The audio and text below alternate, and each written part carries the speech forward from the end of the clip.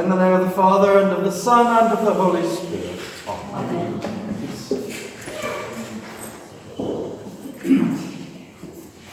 Actually, if we could, since the readings and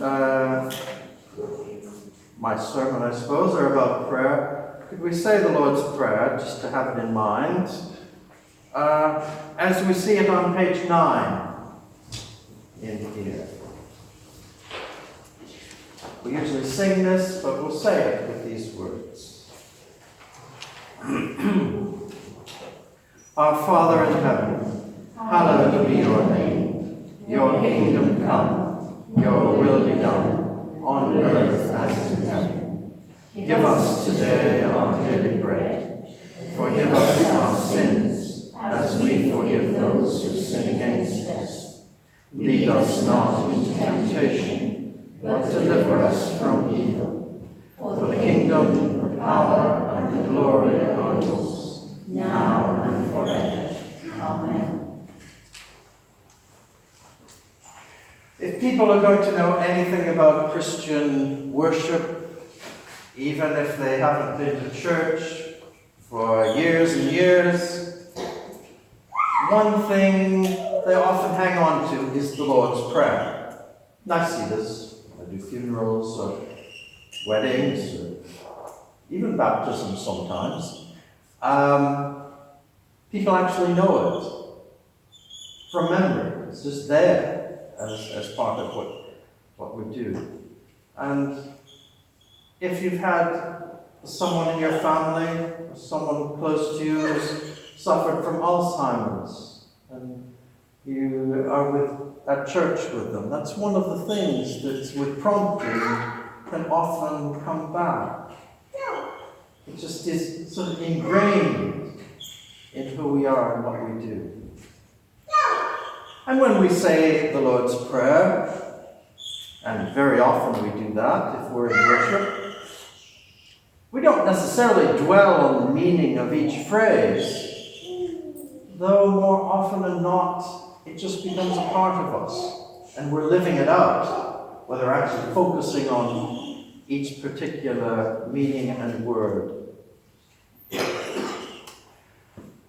One of the most notable things for me, it certainly was noticeable when I first came to be here, but is still noticeable, is when we sing the Lord's Prayer, as we will in a bit.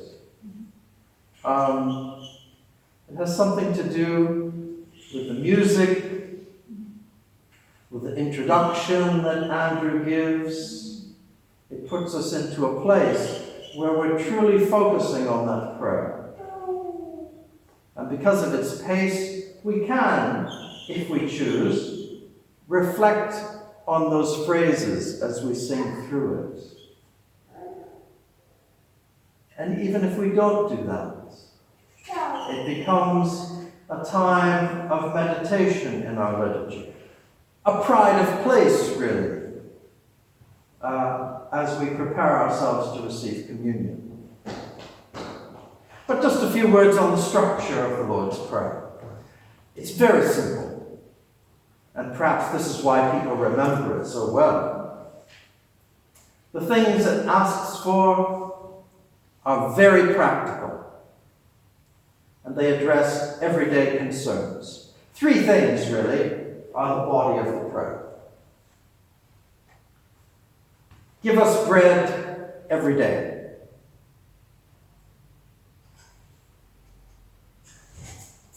Forgive our sins and help us to forgive other people. Don't bring us to a time of trial or temptation. So, those three things. And when you think of those three things, they encompass quite a bit of our lives, really, and what we're preoccupied with. We need to eat. Now, this may be lost on some who have never had to suffer from hunger. And perhaps if that is us, we remember those for whom finding food is a daily struggle.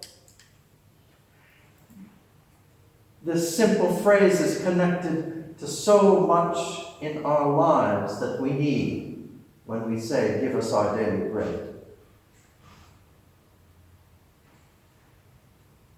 Just think. If you're suddenly out of work,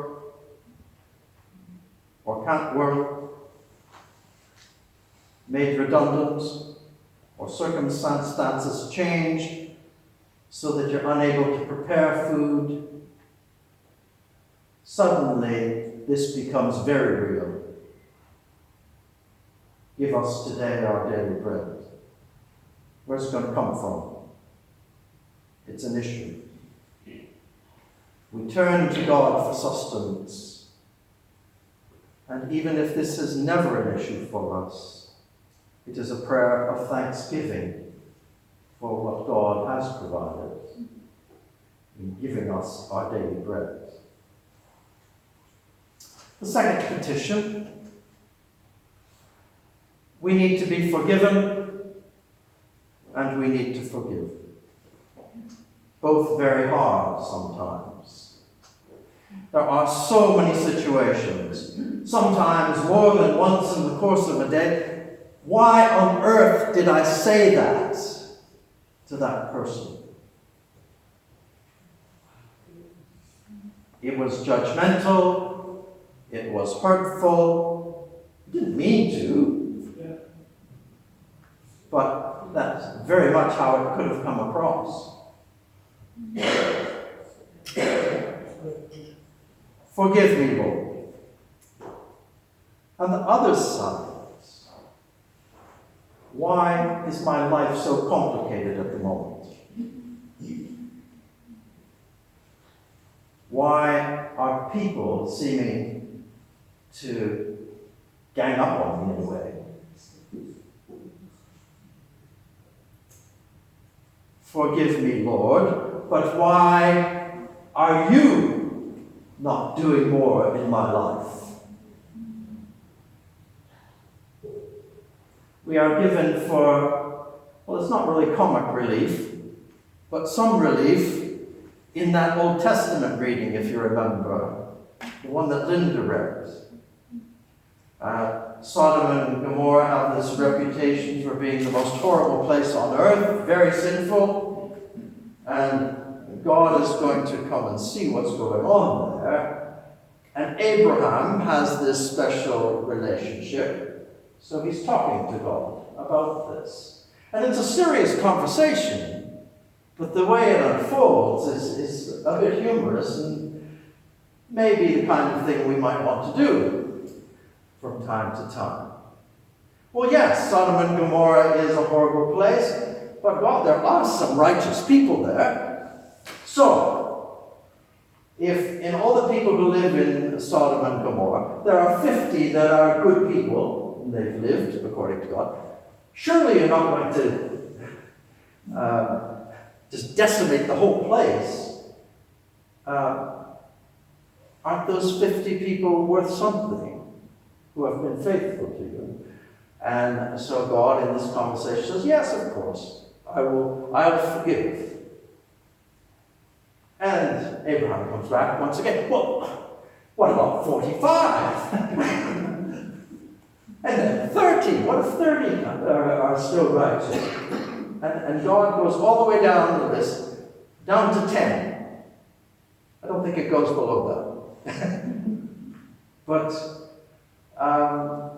that idea being that we approach God with forgiveness, and we challenge God as well when we don't understand what's going on. Why are things like this?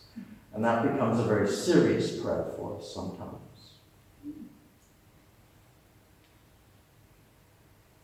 And then finally, that third petition, deliver me from temptation, or save me from trial or evil. It can be read both ways. In other words, protect me and those I love from danger, from temptation. And we know how this can happen.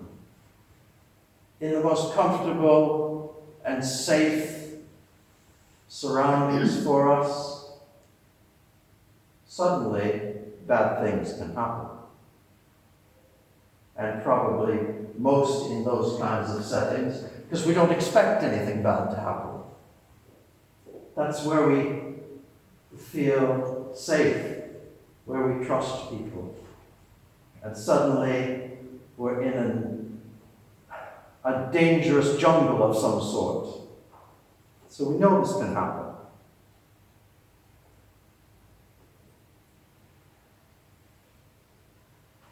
Save us, Lord, from those times. So when we look at the Lord's Prayer, and that's pretty much it. There's a beginning, an address to God, and an end, a praise to God. But it really focuses on those three parts there. About providing what we need, about the forgiveness of sins, about saving us from trouble. That's the prayer.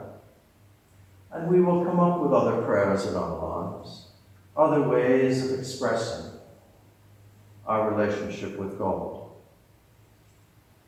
But in all our prayers, it's good to remember that directness that's given to us in whatever words we use.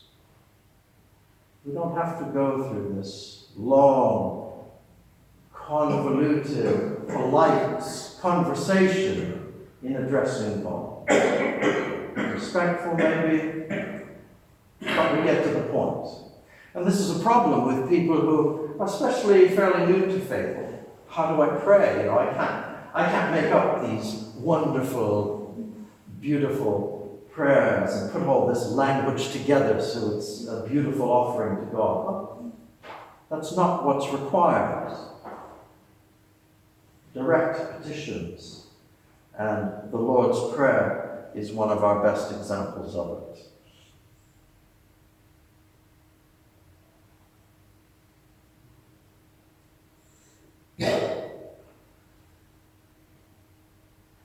There are many ways to let God into our lives and to spend time with God, but mostly it's just giving a bit of time, saying or thinking what's on our mind, and trusting even when things seem to look to the contrary, that there will be an answer.